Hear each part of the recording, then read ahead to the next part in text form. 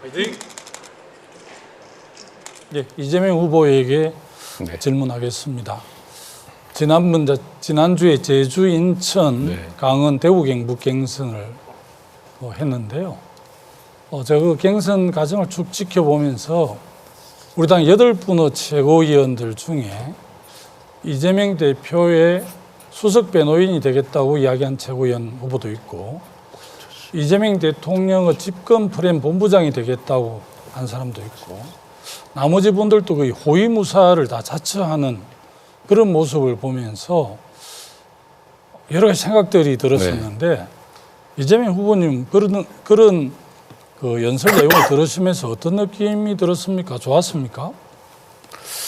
글쎄 그거를 가지고 뭐 좋다 싫다 그리 감정적인 느낌을 표현하기 부적절할 것 같고 다만 그런 생각은 좀 있습니다.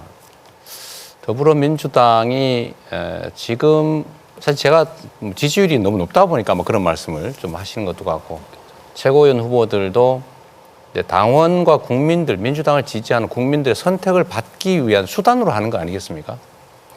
이재명 대표 후보가 인기가 영 없어서 이재명 얘기하면 표 떨어진다. 그럼 그럴 리가 없겠죠. 뭐 그게 아마 김두관 후보께서 보시기에는 좀 불편하실 수도 있을 것 같긴 한데 제가 개인적으로 불편한 게 아니라 당의 미래와 관련해서 많이 불편했습니다.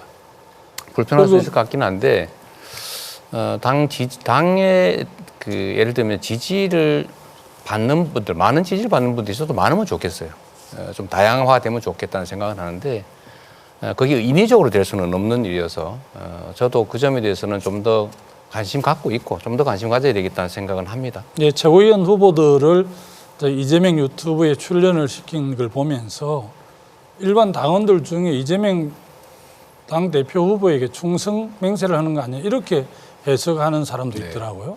물론 후보님 동의를 안 하시겠지만 지금 우리 당이 지금 김대중 노무현 정신을 계승하는 정당이기도 하고 지금 이재명 대표 후보의 리더십을 보면 중도층이 우리 당에 오려는 걸 오히려 막고 있는 거 아닌가 이런 생각도 들거든요.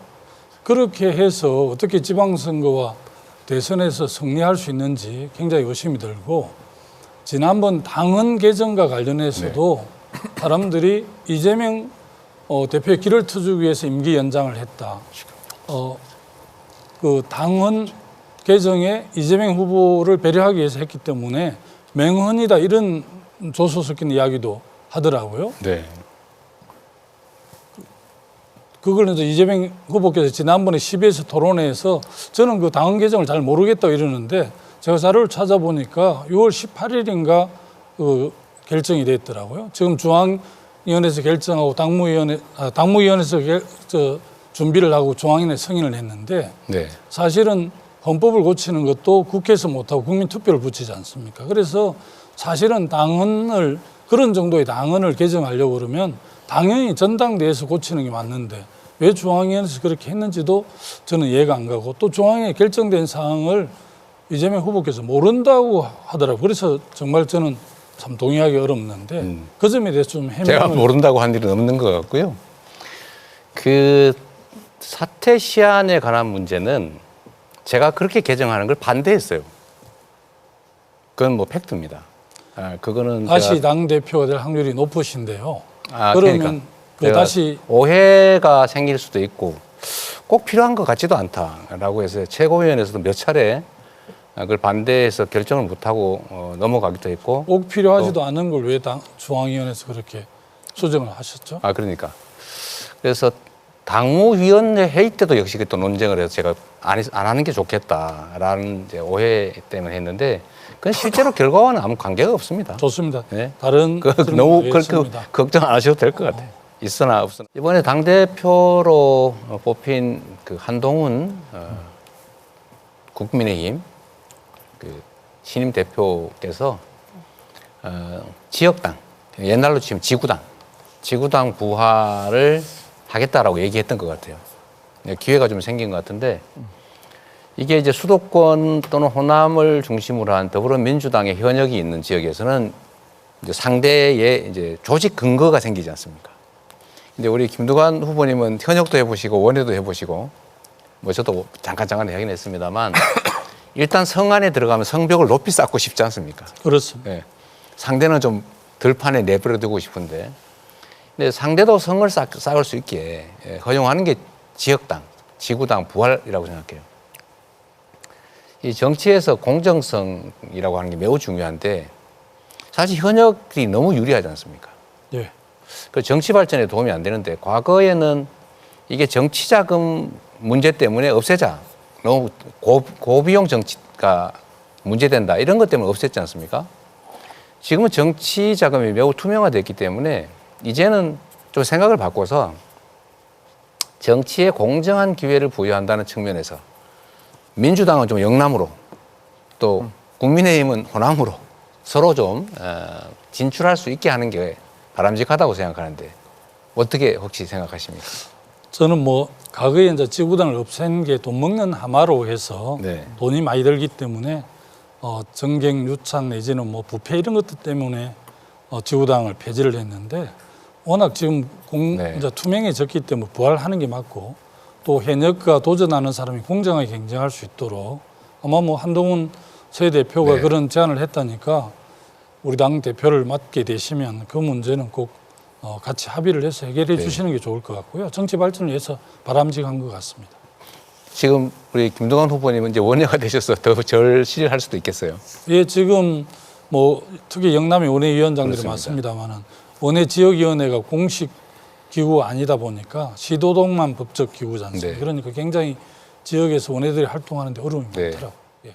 늦게까지 시청해 주셔서 감사합니다. 야당이 바로 서야 국민이 행복합니다. 민주당 위기입니다. 지향적 대표로는 미래가 없습니다. 노무현 대통령 말씀처럼 전투에서 이기고 전쟁에서 패배하면 무슨 소용이겠습니까? 당심과 민심이 일치할 때 우리는 늘 승리해 왔습니다. 우리 당이 국회 제1당으로서 국민의 민생을 챙기고 또 무도한 윤석열 정권의 그런 방만한 국정 운영에 대해서 바로잡을 수 있는 힘을 키우는 것이 매우 중요하다고 생각을 합니다. 이번 전당대회를 통해서 당대표와 새 최고위원이 그런 일을 잘할 수 있는 지도부가 구성되기를 기대합니다. 저는 어쨌든 우리 민주당을 살리는 히딩크가 되겠다는 각오로 임하고 있습니다. 예, 잘 들었습니다. 이재명 후보 마무리 발언해 주십시오. 네, 국민 여러분 그리고 더불어민주당 당원 동지 여러분 진심으로 고맙습니다. 이번 총선 승리는 결국 국민들의 선택이었고 우리 더불어민주당 당원들의 헌신 덕분이었다고 생각합니다. 그래서 그나마 이 엄혹한 환경 속에서 조금의 희망이라도 생겨난 것 같습니다. 국민 여러분께서 정말 얼마나 힘드십니까? 지금 이렇게 누구를 죽이기 위해서 전쟁 벌이고 있을 때가 아니지 않습니까? 먹고 사는 문제를 해결하는 것. 국가 역량을 동원해서 국가 지도자들이 조금만 더 신경 쓰면 얼마든지 잘 해결할 수 있습니다. 다시 뛰는 대한민국 만들어야 합니다. 그리고 모든 정치적 역량이 국민의 먹고 사는 문제를 해결하고 국가를 더 안전하게 평화롭게 만드는 데 쓰여져야 합니다. 다시 뛰는 대한민국을 만들 더불어민주당 제가 책임지겠습니다. 고맙습니다. 예, 김지수 후보 말씀해 주십시오.